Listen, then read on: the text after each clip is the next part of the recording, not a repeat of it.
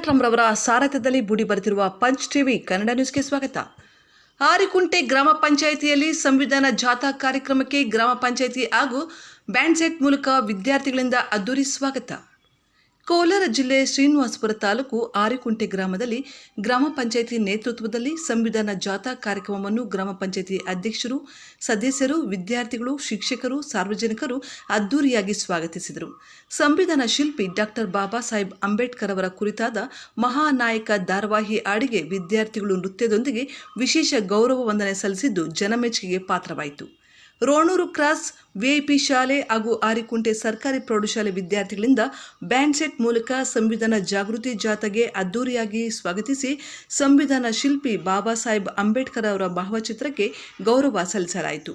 ಕಾರ್ಯಕ್ರಮದಲ್ಲಿ ಗ್ರಾಮ ಪಂಚಾಯಿತಿ ಅಧ್ಯಕ್ಷೆ ಮುನಿವೆಂಕಟಮ್ಮ, ಉಪಾಧ್ಯಕ್ಷರು ವೆಂಕಟಲಕ್ಷ್ಮಮ್ಮ, ಪಿಡಿಒ ಮಂಗಳಾಂಬ, ಶ್ರೀನಿವಾಸಪುರ ತಾಲೂಕು ಎಪಿಎಂಸಿ ಮಾಜಿ ಅಧ್ಯಕ್ಷ ರಾಮಚಂದ್ರ ರೆಡ್ಡಿ, ತಾಲೂಕು ಪಂಚಾಯಿತಿ ಮಾಜಿ ಸದಸ್ಯ ಲಕ್ಷ್ಮಣರೆಡ್ಡಿ, ಹಾಸ್ಟೆಲ್ ಮೇಲ್ವಿಚಾರಕ ರಘು, ಸರ್ಕಾರಿ ಪ್ರೌಢಶಾಲೆ ಪ್ರಭಾರ ಮುಖ್ಯೋಪಾಧ್ಯಾಯರಾದ ಮುರಳಿ, ಗ್ರಾಮ ಪಂಚಾಯಿತಿ ಸದಸ್ಯರಾದ ಸುರೇಶ್, ಆನಂದ್, ಗಜೇಂದ್ರ, ಶಿಕ್ಷಕರಾದ ಆಂಜನಪ್ಪ, ದಲಿತ ಮುಖಂಡರಾದ ಕೀಲುಹೊಳ್ಳಿ ಸತೀಶ್, ಚಂದಿಗಾನಹಳ್ಳಿ ಮುನಿವೆಂಕಟಪ್ಪ, ನಾಗದೇವನಹಳ್ಳಿ ಶ್ರೀನಿವಾಸ್, ನರಸಿಂಹಯ್ಯ, ಬಯಪಲ್ಲಿ ಶ್ರೀನಿವಾಸ್ ಮುಂತಾದವರು ಹಾಜರಿದ್ದರು.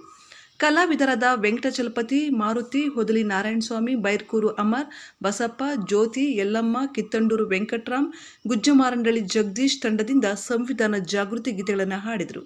ಕಾರ್ಯಕ್ರಮವನ್ನು ಶ್ರೀನಿವಾಸಪುರ ಸಮಾಜ ಕಲ್ಯಾಣ ಇಲಾಖೆಯ ಬೈರೇಗೌಡರವರು ನಿರ್ವಹಣೆ ಮಾಡಿದರು.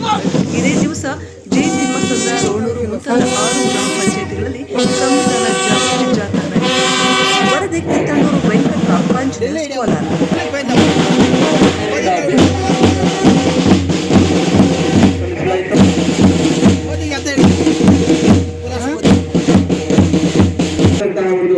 ಪುಷ್ಪ ನಮನವನ್ನ ನಡೆಸಿಕೊಂಡಿದ್ದಾರೆ ವಿಪಿ ಶಾಲೆಯ ಮಕ್ಕಳು. ದಯವಿಟ್ಟು ವೇದಿಕೆ ಮುಂಭಾಗದಲ್ಲಿರ್ತಕ್ಕಂಥ ಎಲ್ಲ ಕೂತ್ಕೊಂಡು ಓಡಿಸುವುದಕ್ಕೆ ದೃಢ ಸಂಕಲ್ಪ ಮಾಡಿ ನಮ್ಮ ಸಂವಿಧಾನ ಸಭೆಯಲ್ಲಿ 1949ನೇ ಇಸವಿಯ ನವೆಂಬರ್ ತಿಂಗಳ 26ನೇ ದಿನದಂದು ಈ ಸಂವಿಧಾನವನ್ನು ನಮಗೆ ನಾವೇ ಅರ್ಪಿಸಿಕೊಂಡು ಅಂಗೀಕರಿಸಿ ಶಾಸನವನ್ನಾಗಿ ವಿಧಿಸಿಕೊಂಡಿದ್ದೇವೆ.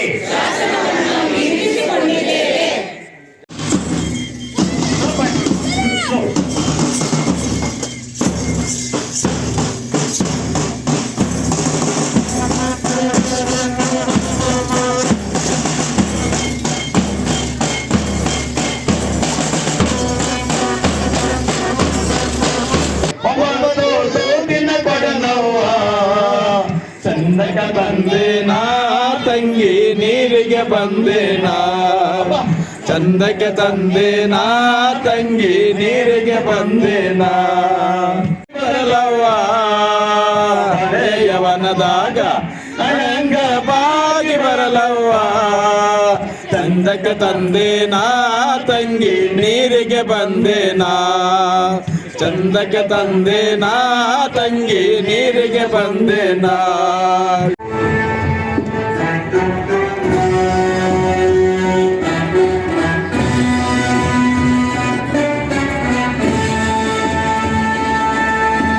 स्वतंत्रता बल देता है, समता न्याय का बल देता है,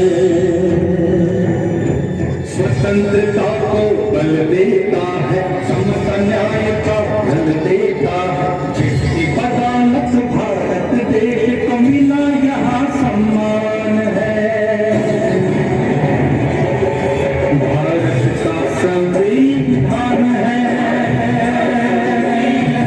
भारत का संविधान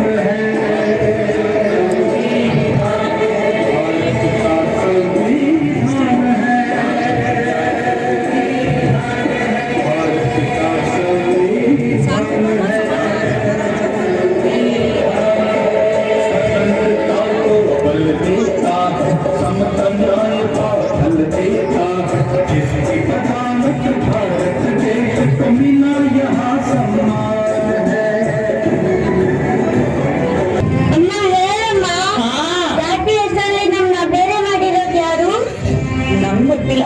ಇನ್ನೆಲ್ಲರೂ ಒಪ್ಕೊಂಡಿದ್ದಾರೆ. ಯಾವುದೋ ಪುಸ್ತಕದಲ್ಲಿ ಬರ್ದಿರ್ಬೋದು. ಪುಸ್ತಕದಲ್ಲಿ ತಪ್ಪಾಗಿದ್ರೆ ಅದನ್ನ ಒಪ್ಕೋಬೇಕಾ? ಒಂದಿನ ನಾನೇ ಪುಸ್ತಕ ಬರೀತೀನಲ್ಲ, ಆಗ ಇದೆಲ್ಲ ಸರಿ ಮಾಡ್ತೀನಿ.